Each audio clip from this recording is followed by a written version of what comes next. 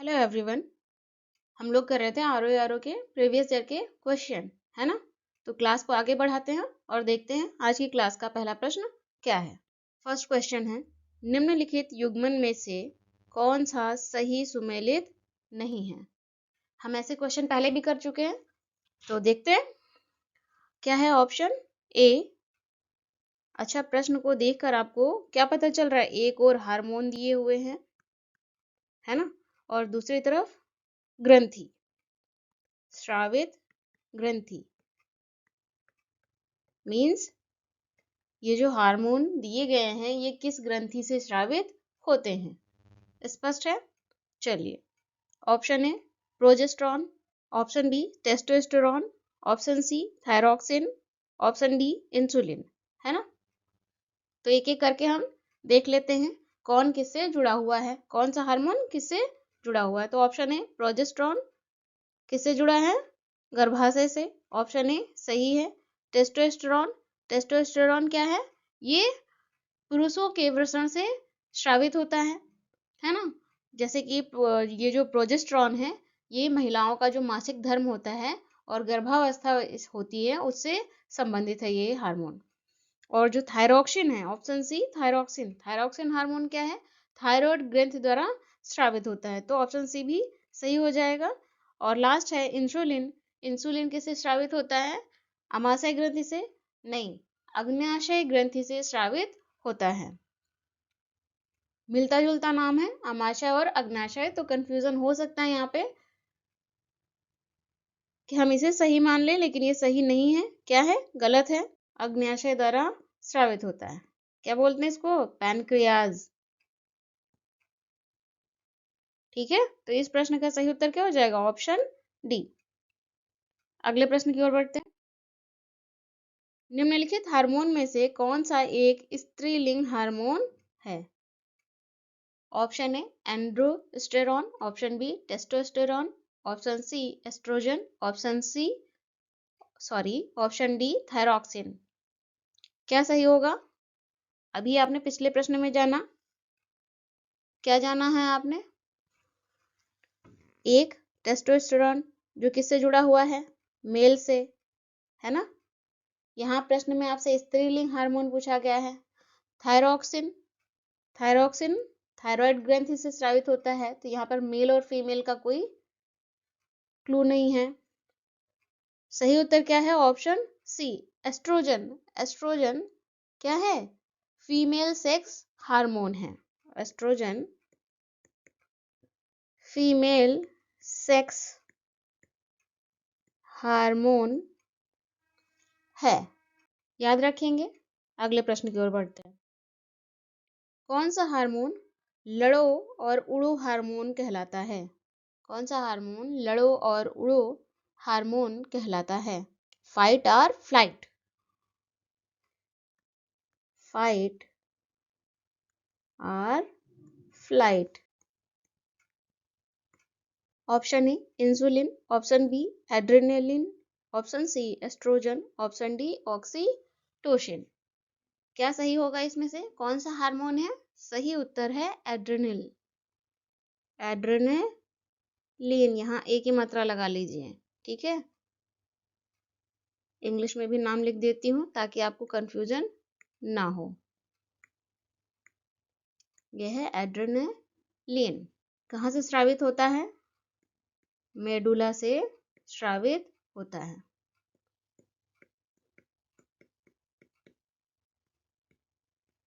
अगला प्रश्न देखते हैं। परितृप्ति एवं प्यास, तृप्ति एवं प्यास के केंद्र मानव मस्तिष्क के निम्नलिखित में से किस भाग में अवस्थित है।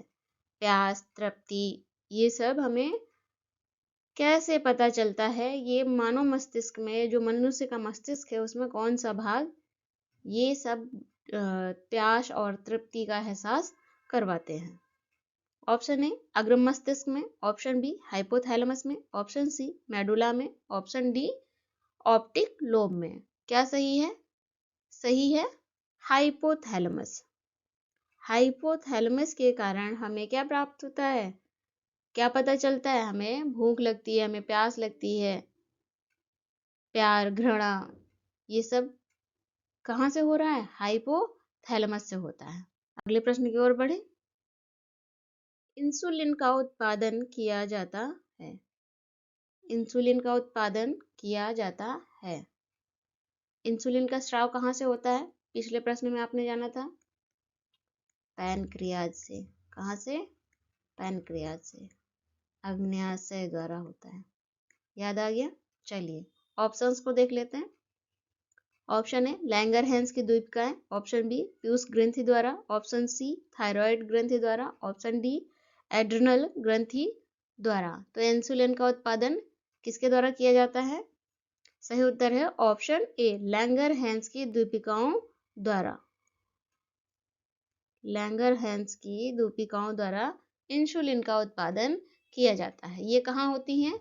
अग्न्याशय में पेनिसुलिन, अग्न्याशय में स्थित जो लैंगरहैंस की द्वीपिकाएं हैं की बीटा कोशिकाओं द्वारा होता है।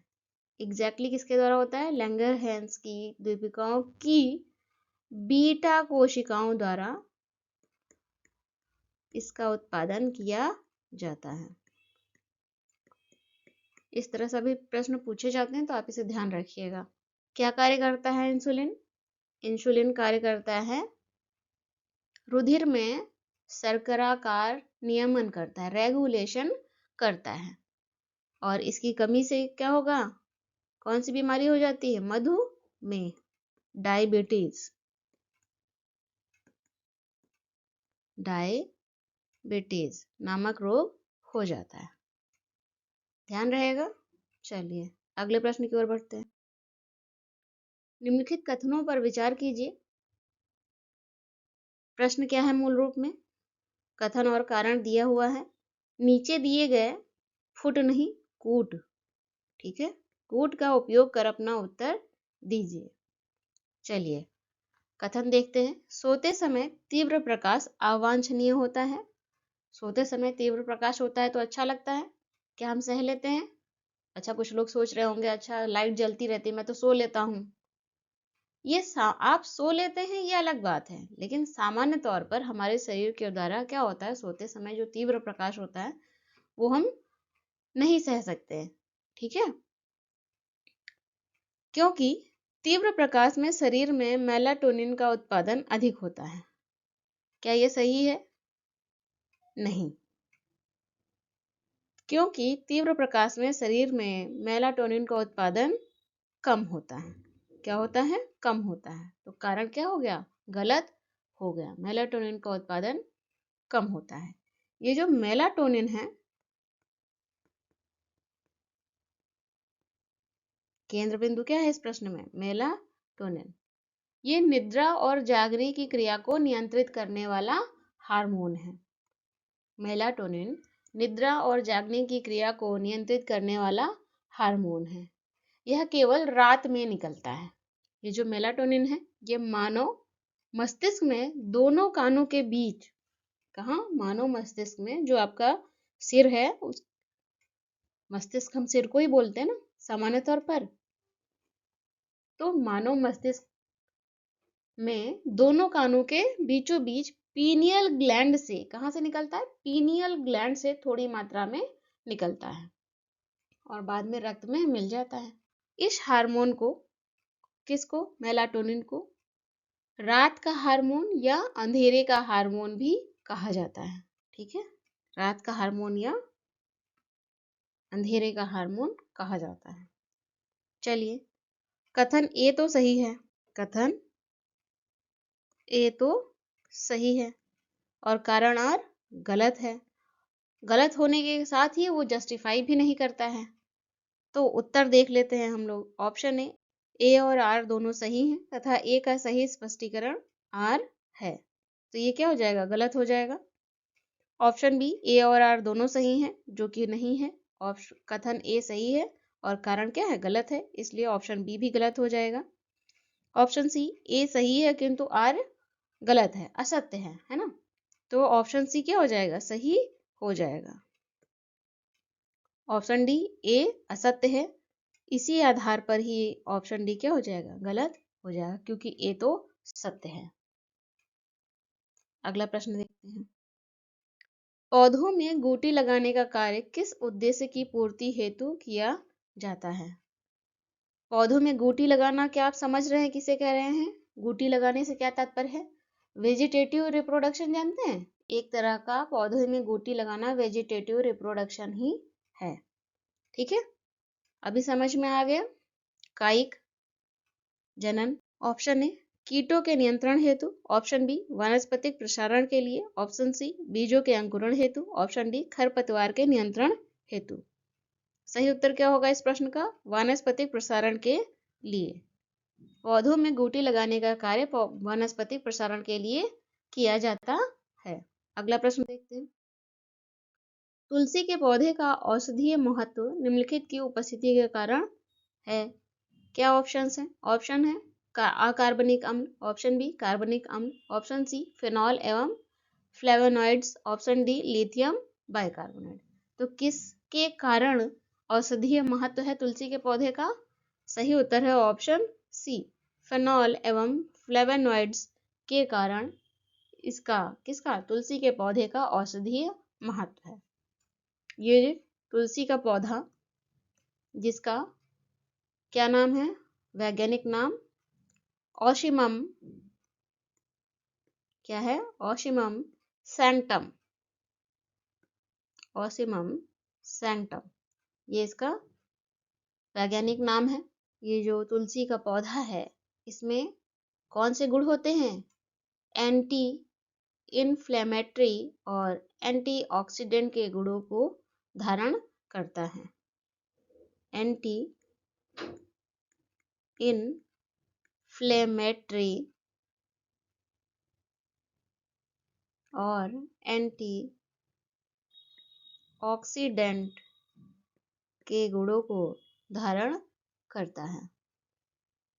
अगले प्रश्न की ओर बढ़ते हैं। निम्नलिखित युग्मन में से कौन सा सही सुमेलित है? पॉइंट 1, चुकंदर, चुकंदर से चीनी बनती है? बिल्कुल बनती है। जानते हैं आप लोग चुकंदर से चीनी बनती है? दक्षिण अमेरिका में चुकंदर से चीनी बड़े पैमाने पर बनाई जाती है। पॉइंट 2, शहद, शहद में क्या होता है? ग्लूकोज और फ्रक्टोज, सही है। पॉइंट 3, कपास, कपास के रेशे आपने देखे? फाइबर किसके होते हैं? सेलुलोज के होते हैं। किसके? सेलुलोज। और दुग्ध, दुग्ध में क्या होता है? लैक्टोज, दूध में लैक्टोज होता है। कपास सेलुलोज होता है। ठीक है, इस तरह से 1 2 3 4 चारों क्या हो गए? सही हो गए। क्या दिया है? नीचे दिए गए कोड का उपयोग करके सही उत्तर का चयन करना है। चारों ही सही हैं। हमें उस ऑप्शन को चुनना है जिसमें चारों ही पॉइंट शामिल हो, जो कि है ऑप्शन डी। तो इस प्रश्न का उत्तर हो जाएगा ऑप्शन डी। अगले प्रश्न की ओर बढ़ते हैं। सिलिकोसिस है, क्या है सिलिकोसिस? सिलिकोसिस है, ऑप्शन ए गुर्दा संबंधित बीमारी है, ऑप्शन बी यकृत संबंधित बीमारी है, ऑप्शन सी फेफड़े संबंधित बीमारी है, ऑप्शन डी अव्यवस्थित तांत्रिक है। सही उत्तर क्या होगा? सिलिकोसिस फेफड़े संबंधित बीमारी है। सिलिकोसिस क्या है? फेफड़े संबंधित बीमारी है। अगला प्रश्न देखते हैं। एंटीजन डीपीटी बच्चों को दी जाती है। एंटीजन डीपीटी बच्चों को दी जाती है बचाव के लिए। किसके बचाव के लिए? ठीक है, प्रश्न कह रहा है डीपीटी का जो टीका होता है वो बच्चों को दिया जाता है ना? तो डीपीटी क्या है, हमें इस प्रश्न में यही बताना है। उसी अनुरूप हमें यहाँ ऑप्शन दिए गए हैं। ऑप्शन ए डिप्थीरिया, पोलियो, चेचक, option B polio, tetanus, diphtheria, option C चेचक, कुकर खांसी, टिटनस, ऑप्शन डी डिप्थीरिया, कुकर खांसी और टिटनस। सही उत्तर क्या होगा इस प्रश्न का? सही उत्तर है ऑप्शन डी, डिप्थीरिया, कुकर खांसी और टिटनस। ठीक है, ये टीके दिए जाते हैं। डिप्थीरिया का अन्य नाम है रोहिणी। हो सकता है आपके प्रश्न में कभी ये लिख कर आ जाए रोहिणी, तो कंफ्यूज नहीं होना है, डिप्थीरिया को ही रोहिणी भी कहते हैं। और ये जो कुकर खांसी है, इसे अन्य नाम से जानते हैं क्या? काली खांसी। किस नाम से जानते हैं? काली खांसी। डिप्थीरिया की इंग्लिश क्या होगी? इंग्लिश में डिप्थीरिया, है ना। काली खांसी को इंग्लिश में क्या बोलते हैं? वूफिंग कफ। क्या बोलते हैं? वूफिंग कफ। और टेटनस, इसे इंग्लिश में क्या कहेंगे? टेटनस ही, या फिर इसका अन्य नाम क्या है? धनुष टंकार। टेटनस को धनुष टंकार भी कहते हैं। याद रहेगा? याद रहना चाहिए। ये तीनों ही, डिप्थीरिया, काली खांसी और टेटनस, ये बैक्टीरियल डिजीज है। कैसी? बैक्टीरियल डिजीज है। डिप्थीरिया किससे होता है? कोरोनो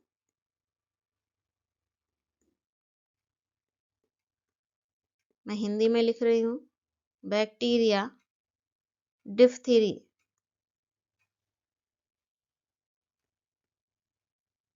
ठीक है, इस बैक्टीरिया के कारण होता है।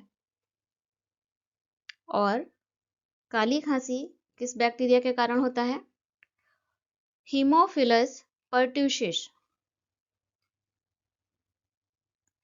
हीमोफिलस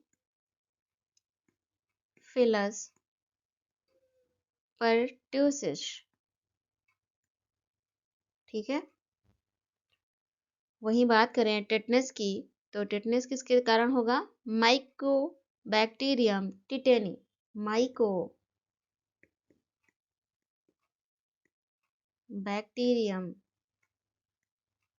टिटेनी बैक्टीरिया के कारण ये रोग होते हैं। याद रहेगा? याद रखिएगा, ठीक है। अगले प्रश्न की ओर बढ़ते हैं। वृक्क, किडनी से मूत्र की मात्रा का निस्तारण नियंत्रित होता है हार्मोन से। किस हार्मोन से मूत्र की मात्रा का निस्तारण नियंत्रित होता है? ऑप्शन ए TSH द्वारा, ऑप्शन बी ACTH द्वारा, ऑप्शन सी FSH द्वारा, ऑप्शन डी ADH द्वारा। सही उत्तर क्या होगा? सही उत्तर है, कौन नियंत्रित करता है? ऑप्शन डी ADH द्वारा। ADH द्वारा। क्या कहते हैं इसको? Anti diuretic hormone. Anti diuretic hormone. ये जो हार्मोन है वृक्क से मूत्र की मात्रा के निस्तारण के नियंत्रण के लिए उत्तरदायी होता है, ठीक है।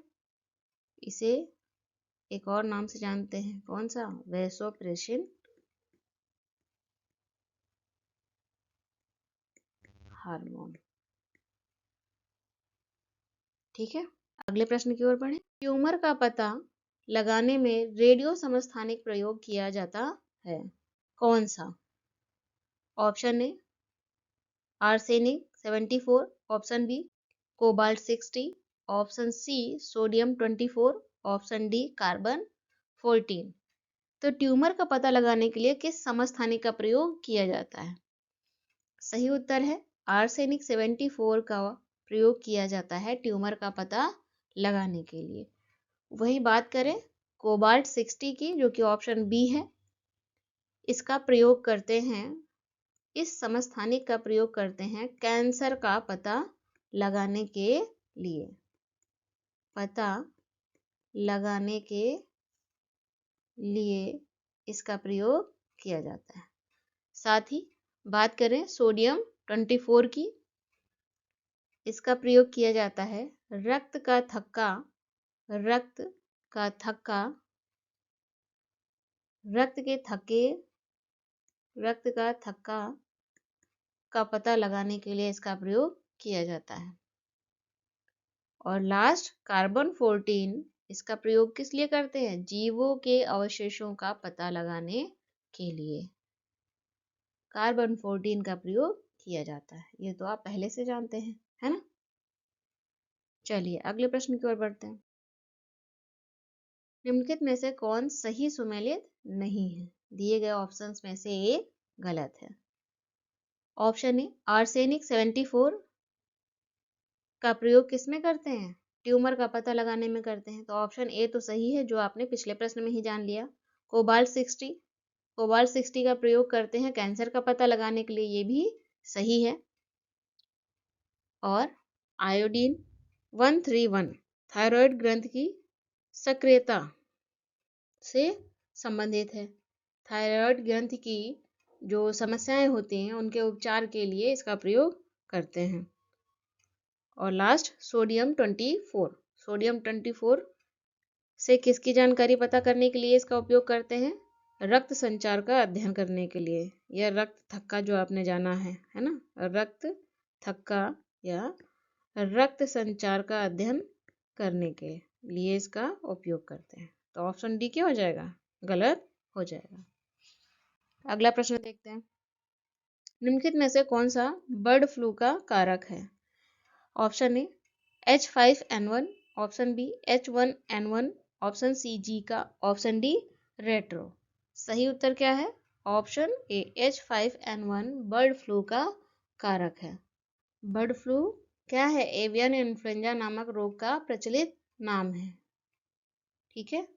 और ये क्या है? H5N1 वायरस, बैक्टीरिया से नहीं हो रहा है, वायरस से हो रहा है। ठीक है। ये एक संक्रामक रोग है जो मुख्यतः पक्षियों को प्रभावित करता है। अगले प्रश्न की ओर बढ़ते हैं। एंटीबायोटिक अधिकांशतः प्राप्त होते हैं। एंटीबायोटिक अधिकांशतः किससे प्राप्त होते हैं? ऑप्शन ए कवकों से, ऑप्शन बी विषाणुओं से, ऑप्शन सी जीवाणुओं से, ऑप्शन डी आवृत बीजियों से। सही उत्तर क्या है? जीवाणुओं से प्राप्त होते हैं। अधिकांशतः एंटीबायोटिक जीवाणुओं से प्राप्त होते हैं। अगला प्रश्न, यदि आंख का लेंस अपारदर्शी हो जाए तो आंख का रोग कहा जाता है? ऑप्शन ए निकट दृष्टि दोष, option B glaucoma, option C दृष्टि वैषम्य, ऑप्शन डी मोतियाबिंद। सही उत्तर है मोतियाबिंद। यदि आंख का लेंस अपारदर्शी हो जाए तो आंख का रोग मोतियाबिंद कहलाता है। अगला प्रश्न देखते हैं। निद्रा रोग स्लीपिंग सिकनेस नामक बीमारी होती है। ऑप्शन ए विटामिन ए की कमी से, ऑप्शन बी कैल्शियम की कमी से, ऑप्शन सी रक्तचाप के बढ़ने से, ऑप्शन डी ट्रिपैनोसोमा नामक जीव से। तो स्लीपिंग सिकनेस किसके कारण होता है? सही उत्तर है ट्रिपैनोसोमा नामक जीव से होता है। ये कैसा जीव है? एक कोशिकीय प्रोटोजोआ, एक कोशिकीय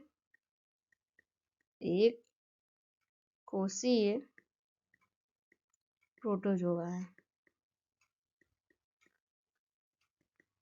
इसका वाहक कौन होता है? सीसी मक्खी। सीसी मक्खी। निद्रा रोग से पीड़ित व्यक्ति जो होते हैं वो दिन में भी नींद से बोझिल रहते हैं और ऊँघते रहते हैं। ठीक है। अगला प्रश्न देखते हैं। एड्स का कारण है। एड्स बीमारी है, एक रोग है। Option A bacteria, option B फफूंद, option C virus, option D amoeba. AIDS का कारण क्या है? वायरस है, विषाणु है। वायरस को हिंदी में क्या कहते हैं? विषाणु। एड्स, एड्स का फुल फॉर्म क्या है? पहले तो एड्स लिखते हैं।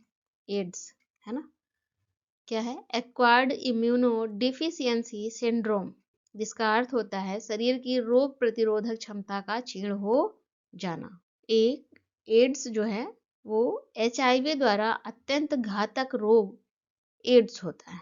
HIV से होता है ना, HIV द्वारा अत्यंत घातक रोग एड्स होता है। Human immuno deficiency virus. अगला प्रश्न देखते हैं। कोलेस्ट्रॉल निम्नलिखित में से क्या है? Option A steroid, option B vitamin, option C उत्प्रेरक, ऑप्शन डी कीटनाशक। सही उत्तर है ऑप्शन ए स्टेरॉइड। कोलेस्ट्रॉल क्या है? स्टेरॉइड है और लिपिड का एक प्रकार है। अगला प्रश्न देखते हैं। इनमें से कौन सा विषाणु जनित रोग नहीं है? ऑप्शन ए खसरा, option B rabies, option C polio, option D क्षय रोग। कौन सा रोग?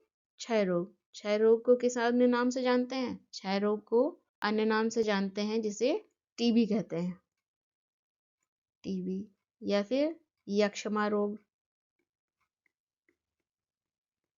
ये किससे फैलता है? बैक्टीरिया से फैलता है। कौन सा?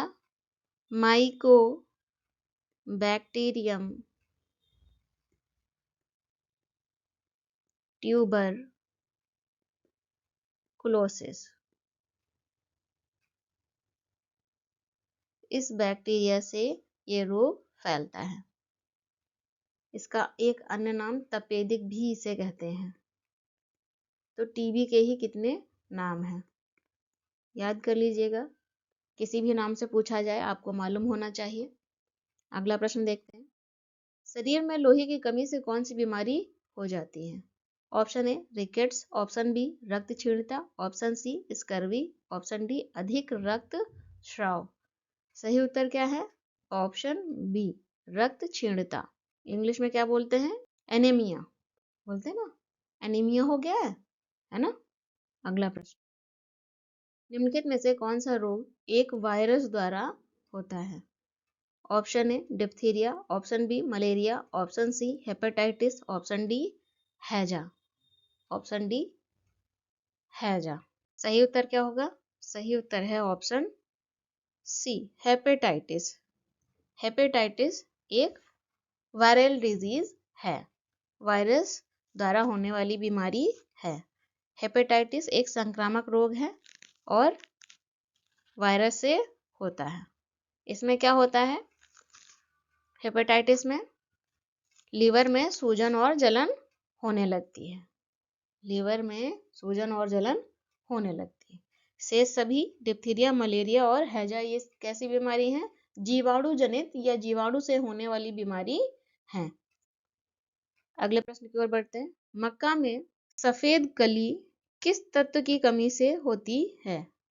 मक्का में सफेद कली किस तत्व की कमी से होती है?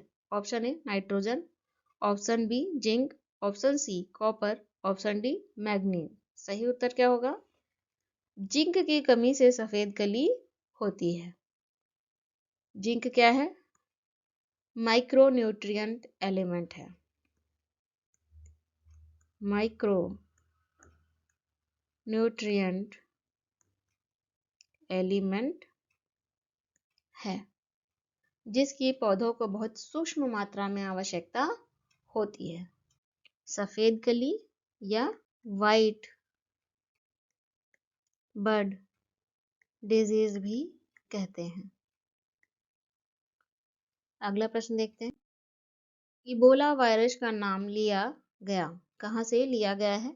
ऑप्शन ए एक शहर के नाम से, ऑप्शन बी एक प्रांत के नाम से, ऑप्शन सी एक नदी के नाम से, ऑप्शन डी एक पर्वत के नाम से।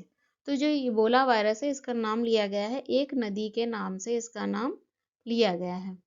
इस रोग की पहचान सबसे पहले वर्ष 1976 में इबोला नदी के पास स्थित एक गांव था, इसलिए इसका नाम इबोला पड़ा। अगला प्रश्न देखते हैं। गोल्डन चावल एक प्रचुरतम स्रोत है। Option A vitamin A, option B vitamin B12, option C vitamin C, option D vitamin D. Golden चावल विटामिन ए का प्रचुरतम स्रोत है, ये इसका सही उत्तर है। अगला प्रश्न देखते हैं। शिशु का पितृत्व स्थापित करने के लिए निम्नलिखित में से किसी एक तकनीक का प्रयोग किया जाता है? ऑप्शन ए प्रोटीन विश्लेषण, ऑप्शन बी गुणसूत्र गणन, ऑप्शन सी डीएनए का मात्रात्मक विश्लेषण, option D DNA finger printing.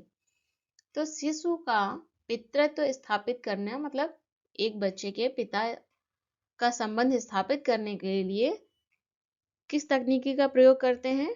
सही उत्तर है डीएनए फिंगर प्रिंटिंग का प्रयोग करके एक बच्चे के पिता कौन है जानकारी प्राप्त की जा सकती है। अगला प्रश्न देखते हैं। अगला प्रश्न है जीवाणु भोजियों के संबंध में कौन सा कथन सही है? पॉइंट 1 जीवाणु भोजी विषाणु होते हैं जो जीवाणुओं को संक्रमित करते हैं। क्या है? पॉइंट 1 सही है, जीवाणु भोजी विषाणु होते हैं जो जीवाणुओं को संक्रमित करते हैं। पॉइंट 2 क्या है? जीवाणु भोजी आनुवांशिक अभियांत्रिकी में प्रयुक्त होते हैं। ये भी सही है। तो नीचे दिए गए कोट नहीं, कोट टाइपिंग एरर है, कोट से सही उत्तर चुनिए। ऑप्शन ए केवल 1 नहीं, गलत हो जाएगा। ऑप्शन बी केवल 2 नहीं, गलत हो जाएगा। ऑप्शन सी 1 और 2, क्योंकि दोनों ही क्या है, सही हैं, इसलिए ऑप्शन सी इस प्रश्न का सही उत्तर होगा। और चौथा ऑप्शन डी क्या हो जाएगा, गलत हो जाएगा। अगला प्रश्न देखते हैं। निम्नलिखित में से कौन सा प्रथम सफल क्लोन्ड जानवर है? ऑप्शन ए कुत्ता, ऑप्शन बी खरगोश, option C gibbon, option D भेड़। सही उत्तर क्या है, भेड़। प्रथम सफल क्लोन्ड जानवर है भेड़, जिसका नाम था डॉली। क्या नाम रखा गया था, डॉली। कब पैदा हुई थी ये? वर्ष 1996 में स्कॉटलैंड में इसका जन्म हुआ था। और डॉली की वर्ष 2003 में फेफड़ों की बीमारी के कारण क्या हुई, मृत्यु हो गई। ठीक है, तो आज की क्लास में इतना ही। फिर मिलते हैं अगली क्लास में। धन्यवाद।